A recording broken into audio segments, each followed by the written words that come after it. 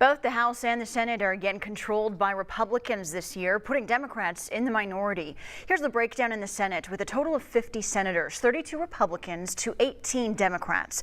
And the breakdown in the House of 100 representatives, 60 Republicans to 40 Democrats. Iowa lawmakers from across the state are back in Des Moines for the opening day of the 2022 legislative session. The Iowa House Speaker and the Senate President gavelled in their respective chambers this morning to begin. Now, those numbers give Republicans a sizable majority in both chambers. Local 5's Mary Sugden joins us now from the State House. Mary, you have been there all day speaking with the lawmakers.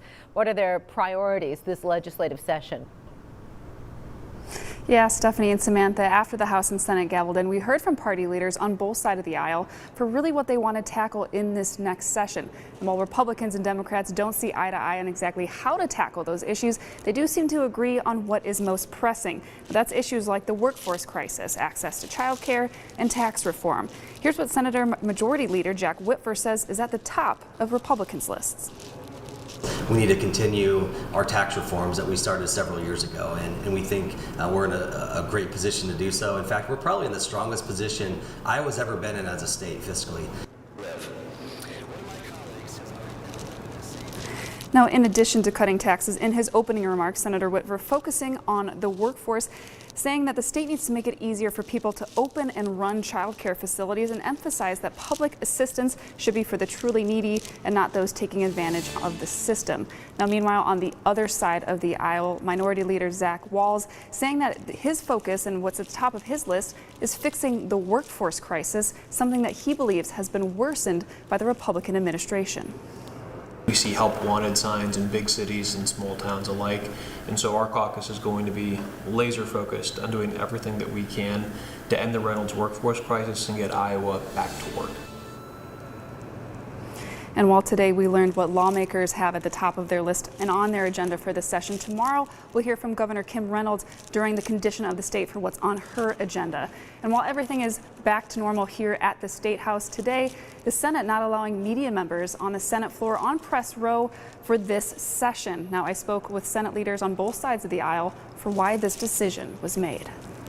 Media was first not allowed on the Senate floor due to COVID-19, a requirement for fewer people on the chamber floor. The media for the last 22 months has been in the gallery. They haven't been on the Senate floor. But now the Republican-led Senate decided again to not allow reporters on their traditional press row. Republicans removed the media from the Iowa Senate chamber without consulting Democrats. It is a continuation of the attacks on the First Amendment that we saw from the Republican Party last year. While Senate Democrats condemn this move, Republicans say it came down to too few seats and a growing media base. There's only about 12 to 14 seats on the floor, and as you try to define who is media, is it TV, is it radio, is it newspapers, is it bloggers, is it podcasters? There's a lot more people that are trying to access those 12 seats. So instead of trying to pick and choose, Senator Jack Whitver says 2 media sections were set up in upper galleries, and committees will stream online, which he believes increases accountability. This session is going to be more transparent than any session we've ever had.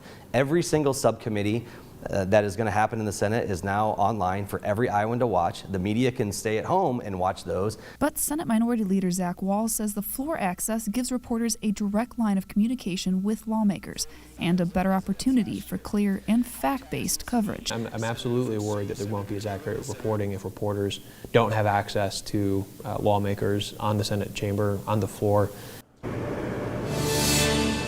And the Iowa Capitol Press Association also issued a statement on this last week, condemning this decision. Now, Senator Walz tells me he's hopeful that Democrats and Republicans can work together to find a different solution to this issue. Now, that's something that we'll be following along with all the other legislative pieces throughout this session.